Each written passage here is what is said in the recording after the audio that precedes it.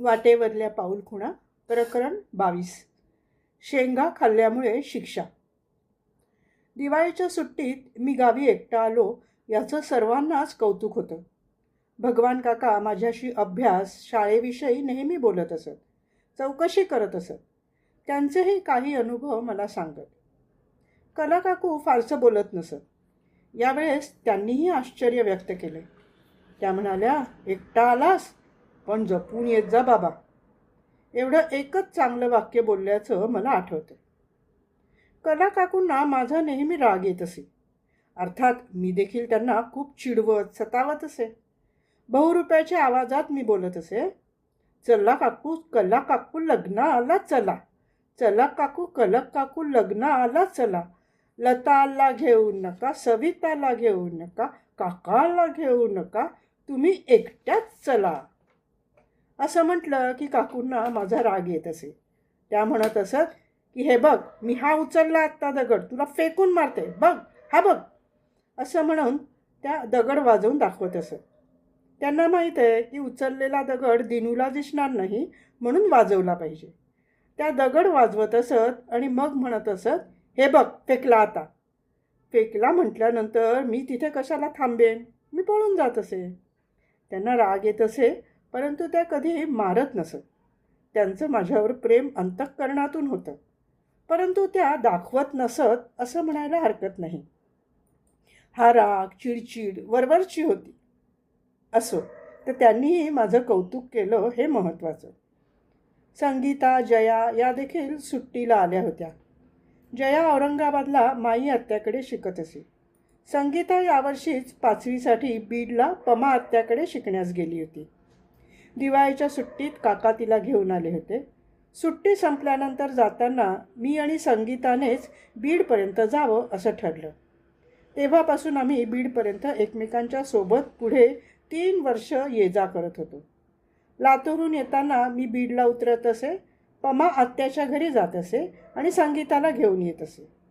तसंच साकेगावहून जाताना मी आधी बीडला पमा आत्याकडे किंवा शैला अक्काकडे थोडा वेळ थांबून संगीताला तिथे सोडून मग लातूरला जात असे. दिवाळी सणासाठी अण्णा लखामापुरीला जाऊन शोभाताईला घेऊन आला. नंतर 3-4 दिवसांनी श्री कृष्णराव आले.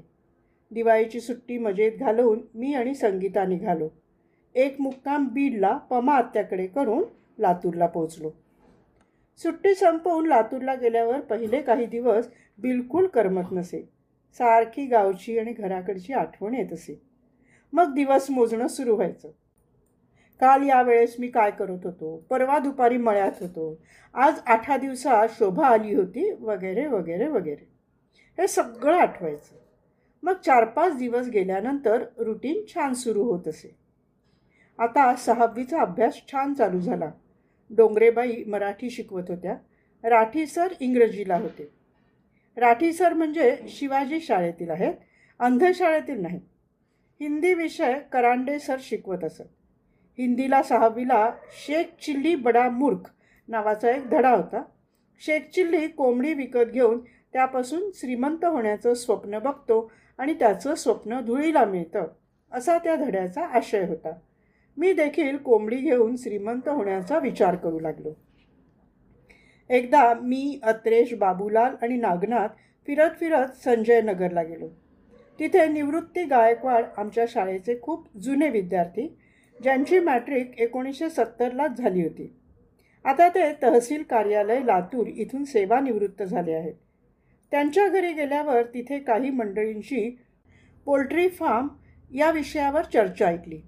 एक कोंबडी दिवसभरात किती खाते, तिच्यापासून किती उत्पन्न होतं, हे सगळं ऐकलं. दुसऱ्या दिवशी शनिवार होता.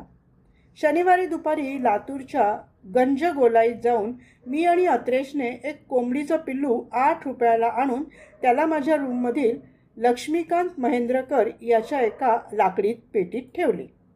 रोज शाळा सुटल्यानंतर मी आणि अत्रेशगिरी त्याला पायाला दोरी बांधून पिल्लाला चरायला सोडत असू. 15 दिवस सांभाळलं. पण एक दिवस दुपारी शाळेत गेल्यावर त्याला मांजरीनं पकडून नेलं आणि शेख चिल्लीप्रमाणे माझंही स्वप्न धुळीला मिळालं. या अनुभवाचा पुढे उपयोग करून घेतला. पुढे 2-3 वर्षांनी 10 रुपयाची एक कोंबडी विकत घेतली. आमच्या शाळेजवळ एक मुस्लिम बाई राहत असे. तिच्याजवळ ती कोंबडी सांभाळायला दिली. तिला कोंबडी देताना अधेलीने घे अशी बोली केली होती. 2 महिने झाले. 2 महिन्यानंतर ती अंडं देत नाही असं बाई ती बोलली. मी म्हणालो की काही हरकत नाही, आम्हाला आता सुट्ट्या लागल्या आहेत, मला गावी जायचं आहे, मला ही कोंबडी विकायची आहे. मावशी, ही कोंबडी तुम्ही विकत घ्या. तोपर्यंत तिचा भाव 30 रुपये झाला होता. तिला ती कोंबडी 30 रुपयाला विकली, कारण 10 रुपये माझा नफा आणि 10 रुपये तिच्या सांभाळल्याबद्दल तिचे. मी त्या कोंबडीत 2 महिन्यात 10 रुपये कमावले. त्या बाईकडून मी 20 रुपये घेतले. बस तेवढाच माझा आनंद आणि व्यवसाय फायद्यात झाल्याचं समाधान. एक दिवस गुजरातमधील फणसा इथून 2 व्यक्ती आमच्या शाळेत आल्या. त्यांनी फणसा इथे अंधांना शेतीचं प्रशिक्षण दिलं जातं असं सांगितलं. 3 वर्षाचा कालावधी यशस्वीरित्या पूर्ण केल्यावर विद्यार्थ्याला बैलगाडी आणि एक बैल जोडी दिली जाते असंही त्या व्यक्तीने सांगितलं. माझ्या वर्गातील माझा मित्र नामदेव सुरवसे याला ते खूप आवडलं. त्याने लगेच शाळा सोडली आणि तो फणसाला निघून गेला. त्याचा विषय पुढे येईलच. 1982चा जानेवारी महिना आला. वेळ अमावस्या आली. अमावस्येसाठी बरीच मुलं आपापल्या गावी जात असत. त्यात आमच्या वर्गातील माधव गवळी गावाला गेला. आम्ही सर्व मुलं वेळ अमावस्येला जेवायला बाबूराव जगताप यांच्या शेतात गेलो होतो. शेतातून पुन्हा शाळेत आल्यावर माझा पहिलीतील क्लासमेट बालाजी सुरवसे गोपाळ कांबळे यांच्याकडे आला. बालाजी सुरवसे हा मी 6वीत पोहोचेपर्यंत केवळ 3रीपर्यंतच पोचला होता. बालाजी म्हणाला की मी तुम्हाला काहीतरी सांगणार आहे. गोपाळ म्हणाला की सांग, काय सांगतोस? बालाजी म्हणाला, गोपाळ, मला 13. बाळ 13 हा नको ती क्रिया करण्यासाठी आमच्या शाळेतील सांकेतिक नंबर होता. गोपाळ म्हणाला की कसं बाळ्या, काय केलं आणि कुणी केलं? तेव्हा बाळ्या म्हणाला, महादू गवळीने 13. मी त्याची साहेबांकडे तक्रार केली. साहेब म्हणाले की महादू आल्यावर मी चौकशी करतो. 4 दिवसाने माधव गवळी आला आणि त्यालाही सर्व शिक्षकवृंद आणि सोमवंशी साहेबांनी या दुष्कृत्याबद्दल शाळेतून काढून टाकलं. त्यामुळे 6वीला आता मी, रामभाऊ भुंबे आणि बसप्पा कलशेट्टी 3च विद्यार्थी राहिलो. एकदा आमच्या जेवणाच्या हॉलसमोर पक्ष्यांचा किलबिलाट खूप वाढला. एवढे पक्षी का ओरडत असावेत त्याचा मी अंदाज करू लागलो. त्याचं उत्तर नंतर मिळालं, कारण जेवणाच्या हॉलवर असलेल्या पत्र्यावर भुईमुगाच्या शेंगा वाळत टाकल्या होत्या. त्या शेंगा सोमवंशी साहेबांच्या होत्या आणि तेथे त्या बाईंनी वाळत टाकल्या होत्या. त्या दिवशी रात्री मी आणि बाबूलाल डायनिंग हॉलवर जाऊन शेंगा आहेत का चाचपून पाहिलं. त्या होत्या. मग त्यातल्या थोड्या शेंगा खाल्ल्या. दुसऱ्या दिवशी बाबूलाल म्हणाला की आज अत्रेशला घेऊन जाऊयात. मी, अत्रेश आणि बाबूलाल पुन्हा रात्री शेंगा खायला गेलो. मी थोड्याशा शेंगा खाल्ल्या, थोड्या खिशात घालून आणल्या. बाबूलालने आणि अत्रेशने पिशव्या भरून आणल्या. दुसऱ्या दिवशी सकाळी शेंगा कोणीतरी नेल्या आहेत हे बाईंच्या लक्षात आलं. त्यांनी सकाळच्या ड्युटीवर असलेल्या सरोदे काकांना सांगितलं की मुलांच्या पेट्या तपासा, कोणी शेंगा खाल्ल्या व घेतल्या ते तपासा. मी आंघोळीला गेलो होतो, त्यामुळे सरोदे काका रूम चेक करत आहेत ही बातमी माझ्यापर्यंत आली नाही. बाबूलाल आणि अत्रेयच्या कानावर ही बातमी गेली, त्यामुळे ते दोघं सावध झाले आणि त्यांनी आणलेली पिशवी भरून शेंगा लपवून ठेवल्या. माझ्या पेटीत 4-5 शेंगा सापडल्या. माझी पेटी आणि माझे कपडे सरोदे काकांनी उचलून नेले. त्यांचा आणि माझा तसाही 36चा आकडा होता. त्यांना आयतच खोलीत मिळालं. त्यांनी नेऊन पेटी बाईंकडे दिली. दिवसभर मी खूप घाबरलेलो होतो. मला असं वाटलं की पूर्वी एकदा पारधी साहेबांनी गौतम गायकवाड, नागनाथ गावडे, भिकाजी ओव्हाळ आणि शाहू आखाडे यांना जशी शिक्षा केली होती तशी मला मिळते की काय, असं मला वाटत होतं. म्हणून मी दिवसभर भीतीच्या सावटाखाली होतो. रात्री उशिरा 9-9:30ला अगदी नाईलाजास्तव म्हणून मी साहेबांच्या घरी गेलो. साहेब जेवत होते. ते म्हणाले, का आलायस रे, अजून झोपला नाहीस? मी म्हणालो की सर, माझी पेटी जप्त केली आहे. सर म्हणाले, की कोणी जप्त केली आहे? मी म्हणालो, बाईंनी. सर म्हणाले, का? मी म्हणालो की मी वाळत टाकलेल्या शेंगा खाल्ल्या. सर बाईंना म्हणाले की काय गं, याची पेटी का जप्त केलीस? अगं, आपल्या राजानं खाल्ले असते तर तू त्याचं काय जप्त केलं असतंस? लेकराची पेटी देऊन टाक त्याला. आता झोपायचं आहे, थंडीचे दिवस आहेत, त्याचे कपडे त्यात आहेत, देऊन टाक त्याची पेटी. असं म्हटल्यावर बाईंनी माझी पेटी दिली. असे होते आमचे सोमवंशी साहेब. त्यांचं मुलांवर खूप लक्ष असायचं. पुढे काही काळ त्यांचं आणि माझं पटत नव्हतं. काही गैरसमजुतीतून त्यांनी मला शाळेतून काढून टाकलं होतं. तो भाग नंतर सविस्तर येईलच. प्रकरण 22 इथेच समाप्त होत आहे. प्रकरण 23, डावरेंच्या कैऱ्या चोरल्या. आमच्या शाळेत काही पार्शली म्हणजे थोडं थोडं दिसणारे विद्यार्थी आमच्या समवेत राहत असत. तसंच आम्हाला वाचून दाखवण्यासाठी काही डोळस विद्यार्थीही आमच्या वसतिगृहात सातत्याने येत. त्यांच्याकडून आजूबाजूच्या परिस्थितीची, ठिकाणांची माहिती आम्हाला मिळत असे. आमच्या शाळेच्या अगदी बाजूला डावरे नावाचे गृहस्थ राहत होते. त्यांच्या अंगणात भले मोठे आंब्याचं झाड होतं. त्या आंब्याला पानं कमी पण कैऱ्या जास्त लागत असत. त्या कैऱ्यांची चव अगदी नारळासारखी गोड होती. जुन्या विद्यार्थ्यांकडून आम्ही ऐकलं होतं. आमची वार्षिक परीक्षा संपली होती. मार्चचा शेवटचा आठवडा होता. मी आणि एक पार्शली मित्र अत्रेशगिरी डावरे काकांना म्हणालो की तुमच्या अंगणात आंब्याचं झाड आहे, त्याच्या कैऱ्या आम्हाला द्या ना. ते म्हणाले, पोरांनो, यावर्षी आंबा फुटलाच नाही. वास्तविक हे त्यांनी चक्क खोटं सांगितलं होतं. त्यांना वाटलं आंधळ्यांना काय दिसतं, त्यांच्याशी खोटं बोललं तरी चालतं. पण आमच्यातल्या एकाला थोडं थोडं दिसतं. कैऱ्यांचा दरवळणारा सुगंध, तसेच झाडावर किलबिलणारे पक्षी, यावरून आम्हाला समजतं. हे त्यांना माहीतच नव्हतं. दुसऱ्या दिवशी रात्री 2च्या आसपास त्या कैऱ्या काढायच्या हे आम्ही ठरवलं.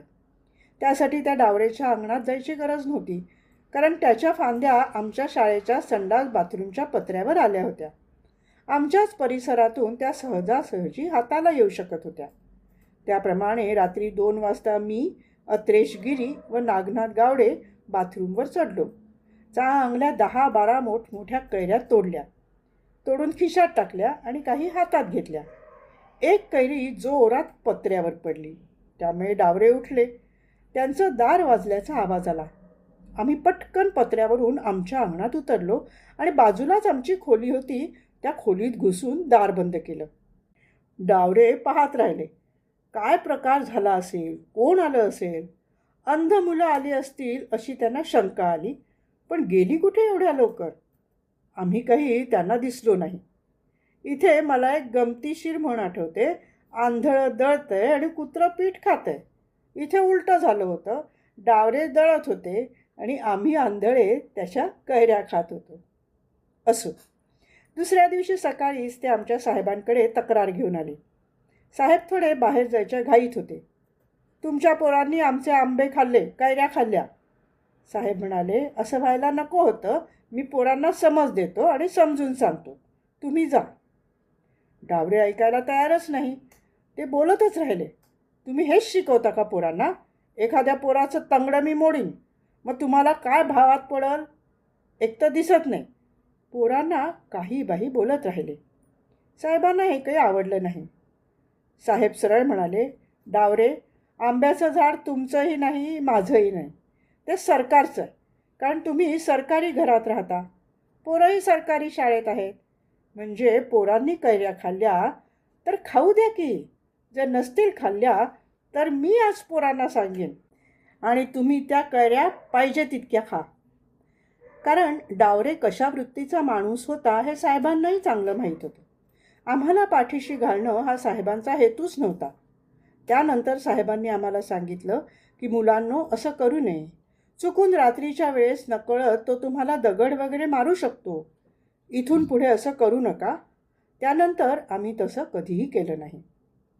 6वीची परीक्षा देऊन मी साकेगावला आलो होतो, तेव्हा शोभाताई पहिल्या मुलाच्या वेळेस बाळंत होती. ती साकेगावलाच होती. 15 मार्च 1982ला तिला मुलगा झाला होता. दुर्दैवाने 31 ऑक्टोबर 1984ला तो गेला. 9 एप्रिल शुक्रवार 1982ला जगदीशचा तिसगाव येथील देशमुख डॉक्टरच्या क्लिनिकमध्ये जन्म झाला होता. त्यामुळे सुनीता वहिनी माहेरी म्हणजे मांडव्याला होत्या. तात्याच्या उसाला तोड आली होती आणि वरच्या मळ्यात उसालाही तोड आली होती. म्हणजे सगळीकडे घाईघाई आणि घाईच होती. आमचे दादा गेल्यानंतर माझं पालकत्व अण्णाकडेच होतं. अण्णाने अत्यंत प्रेमाने आणि मायेने माझा सांभाळ केला. हे मी अनेकदा सांगितलं आहेच. त्याने माझ्या अंगाला कधीही हात लावला नव्हता. शोभा, राजू आम्ही सगळे लहानच होतो. त्या दोघांना अनेकदा मारत असे, रागवत असे. शोभालाही तो अनेकदा रागवत असे, मारत असे. पण मला मात्र कधीच हात लावला नव्हता. उदाहरणादाखल माझी काही गुन्ह्यांची यादी इथे देत आहे. माळवदावरून खाली उडी मारणं, आरसा फोडणं, तेलाची बाटली फोडणं, माठ फोडणं या सगळ्या माझ्याविषयी तक्रारी अण्णाकडे जात असेत. पण तो माझी निर्दोष मुक्तता करत असे. वर्षातून मी साके गावात केवळ 2.5 महिनेच राहत असे.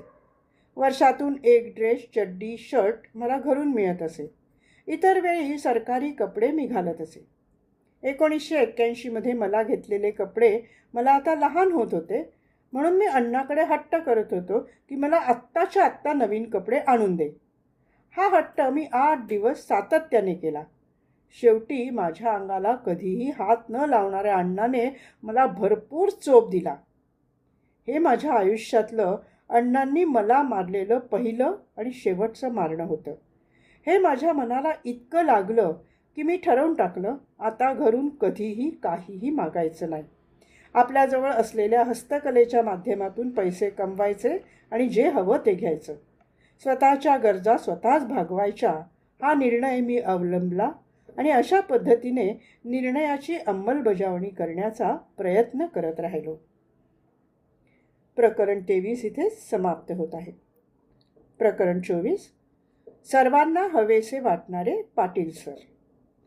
जून 1982 6वी पास होऊन मी 7वीला गेलो. आमचा 7वीचा वर्ग शिवाजी शाळेच्या डायनिंग हॉलमध्ये भरत असे. मराठी एखंडे सर शिकवत. इंग्रजीला सावळे सर होते. यावर्षी आमच्या वसतिगृहात म्हणजेच अंधशाळेत आंबेजोगाई अंधशाळेतील 2 विद्यार्थी एकनाथ यमगर 5वीला आणि रमेश घोडके 4थीला आले होते. त्यांना श्री पाटील सर यांनी वसतिगृहास प्रवेश दिला होता. तर नागनाथ गावडे हा माझा जुना मित्र यावर्षी शाळा सोडून मुंबईला वर्कशॉपमध्ये कामाला गेला होता. त्यामुळे माझा एक जुना मित्र नसल्यामुळे काही दिवस अर्थातच करमलं नाही. SR पाटील सर हे आमचे अंधशाळेतील एकमेव डोळस शिक्षक. ते 3रीला इतिहास भूगोल व 4थीला इतिहास भूगोल विज्ञान आणि मराठी शिकवत असत. अत्यंत महत्त्वाचे विषय शिकवणारे शिक्षक म्हणून त्यांची ओळख होती. शिक्षकी पेशाशिवाय त्यांना इतर बरीच कामं करावी लागत असल्यामुळे त्यांचं वर्गाकडे दुर्लक्ष होत असे. माणूस म्हणून पाटील सर खूपच छान. माझ्या शालेय जीवनात त्यांनी एकदाही एकाही मुलाला हाताने वा छडीने मारल्याचं मला काही आठवत नाही. आम्हाला ते 4थीला मराठी शिकवत म्हणजे फक्त वाचून दाखवत. वर्गात आल्याबरोबर जोरात हसत. नंतर गाणं म्हणत, काय ग सखू बोला दाजीबा. हे गाणं त्यांच्या तोंडून मी अनेकदा ऐकलं आहे. सिगारेटच्या वासावरूनच आम्ही सर आले आहेत असं समजत होतो. त्यांना आवाज देत होतो. मग ते म्हणत, हे कसं ओळखलं हो? आम्ही म्हणत असू की सर आमच्याकडे जादू आहे. ते परत हसत, हा हा हा. निर्धार हा कसा असावा हे पाटील सरांकडून शिकावं. आम्ही 4थीला असेपर्यंतच ते सिगारेट ओढत होते. एकदा काय झालं माहीत नाही, त्यांनी सिगरेट पूर्ण सोडली. त्यानंतर कधीही सिगरेटला हात लावला नाही. मुलांनाही हसत ठेवणं, न मारणं, न रागावणं ही त्यांची जमेची बाजू. सर्व विद्यार्थ्यांना व शिक्षकांना रोजचा पेपर अर्थात वृत्तपत्र वाचून दाखवणं, खेळाचा तास असल्यास खेळ शिकवणं हे सगळं ते करत असत. एकंदरीत पाटील सर हे सर्वांनाच हवेसे होते. ऑफिसवाल्यांनाही, विद्यार्थ्यांनाही व इतर शिक्षकांनाही. म्हणून ते सगळीकडे असूनसुद्धा कुठेच नाहीत असे असायचे. एखाद्या विद्यार्थ्याने जरी एखाद्या कर्मचाऱ्याची तक्रार केली तरी ते म्हणत की जा हो, सांगतो मी त्यास, असे म्हणून आम्हाला समजवत असत. केरुरे गुरुजी हे आमच्या शाळेचे आधारस्तंभ होते. 2 ऑक्टोबर 1960 या रोजी शाळेचे उद्घाटन तत्कालीन मुख्यमंत्री श्री यशवंतराव चव्हाण यांच्या हस्ते झालं. केवळ 4 विद्यार्थी व केरुरे सर तसेच सोमवंशी सर यांनी कठोर परिश्रमातून या शासकीय शाळेची सुरुवात केली. सर केवळ 4थी शिकले होते, परंतु त्यांचे विचार आणि मार्गदर्शन करण्याची पद्धत आजच्या पदवीधराला लाजवणारी होती. ते आम्हाला विणकाम शिकवत, तसंच 3रीला मराठी शिकवत होते. त्यांची बोलण्याची एक विशिष्ट पद्धत होती. आज संस्थाचालक अनेक आहेत, पण संस्था चालू करून ती शासनाला अर्पण करणारे केवळ केरुरे सरच. त्यांनी अनेकांना मार्ग दाखवला. ज्ञानदानासह ते धार्मिक कार्य, उदाहरणार्थ लग्न, सत्यनारायण पूजा, तसंच भूत काढणं, भविष्य बघणं, तसंच गाई म्हशी पाळणं अशी अनेक कामं करत. अत्यंत जुनी व जाणकार व्यक्ती म्हणजे इम्रान काका, आमचे स्वयंपाकी. यांना विसरणं म्हणजे मिठाशी गद्दारी केल्यासारखं होईल. खरंच आम्हा 50 मुलांचा स्वयंपाक सकाळी 9 वाजता तयार करत.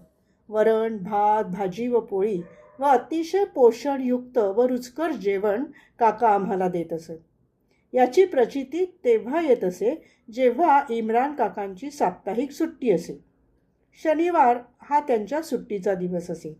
त्या दिवशी बदली कामगार येत असे.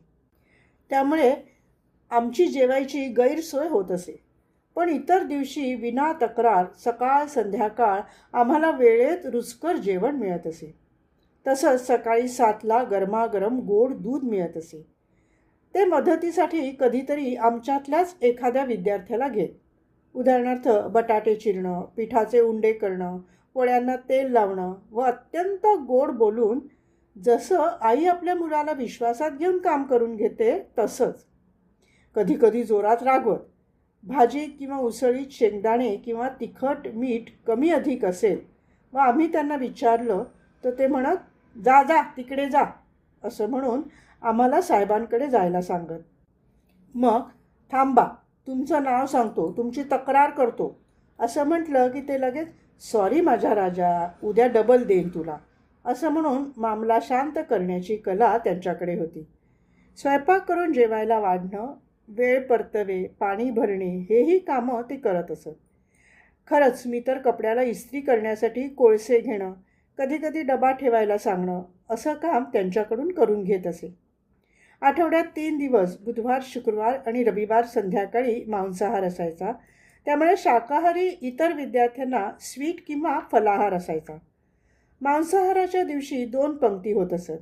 आधी फलाहार किंवा स्वीटवाले विद्यार्थी जेवायला बसत, नंतर 1 तासाने मांसाहारवाले. दोन्हीही जेवण काका खूप छान करत असत. एकदा 8 दिवस काका आलेच नाहीत. आम्हाला जेवणाची खूप गैरसोय होऊ लागली आणि काळजीही वाटू लागली. कुठे गेले असतील? चौकशी केली तेव्हा कळलं ते आजारी आहेत. आम्ही 2 विद्यार्थी त्यांचं घर शोधत शोधत त्यांच्या घरी गेलो. ते आजारी होते. त्यांच्या मंडळीने, आम्ही त्यांना काकू म्हणत असू, आमचं स्वागत केलं. आमच्यासाठी त्या चहा बनवायला लागल्या. पण काका म्हणाले, चाय मत बनाना, मेरे बच्चे दूध पीते हैं, तेरा चाय नहीं लेंगे. त्यांनी त्यांच्या बायकोला बाहेरून दूध आणायला लावलं, गरम करून आम्हाला द्यायला लावलं. असे प्रेमळ आणि मायाळू होते. आजही ते आहेत. 1999ला सेवानिवृत्त झाल्यानंतर अजूनही लातूरमध्ये राहतात. कधीमध्ये फोन करतात, आपुलकीने चौकशी करतात. 2022च्या डिसेंबरमध्ये आम्ही विद्यार्थी मेळावा घेतला होता, तेव्हा इम्रान काकांना आवर्जून बोलावलं होतं. त्यांचा सत्कार केला होता. त्यांना खूप आनंद झाला, बरं वाटलं. इम्रान काकांचा मुलगा मुक्तार महाराष्ट्र पोलीसमध्ये PSI म्हणून कार्यरत आहे. सध्या तो लातूरमध्येच आहे. काकांची छान काळजी घेतो. हे सगळं ऐकून खूप बरं वाटलं. शासकीय अंधशाळेतील आमचं जीवन अत्यंत साचेबद्ध आणि काटेकोर असायचं. सकाळच्या दुधापासून रात्रीच्या जेवणापर्यंत सगळे टाईम फिक्स असायचे. आम्ही सर्व 18 पगड जातीची मुलं आणि कर्मचारी एकोप्याने राहत होतो. आम्हाला कधीही जात धर्म आडवी आली नाही. आम्ही म्हणत असू, अंध हीच आमची जात आहे. जाती असायच्या केवळ कागदावर, आमच्या मनात नव्हे. शाळेत सर्वच उत्सव आनंदाने पार पडत असत. गणपती, आंबेडकर जयंती, शिवजयंती, तसंच नाताळ आणि रमजान यांना देखील काहीतरी गोड होत असे. गणपतीचे तर 10 दिवस वेगवेगळे कार्यक्रम होत असत आणि गणपतीसाठी मोदकाचा प्रसाद इम्रान काका बनवत असत. राष्ट्रीय एकात्मतेसाठी अंधशाळा या देशात रोल मॉडेल ठरायला हव्यात. इतर वसतिगृहांमध्ये जातीभेदाचे प्रकार घडतात, परंतु आमच्या बाबतीत तेव्हा तरी जात कोणाच्याही मनात नव्हती.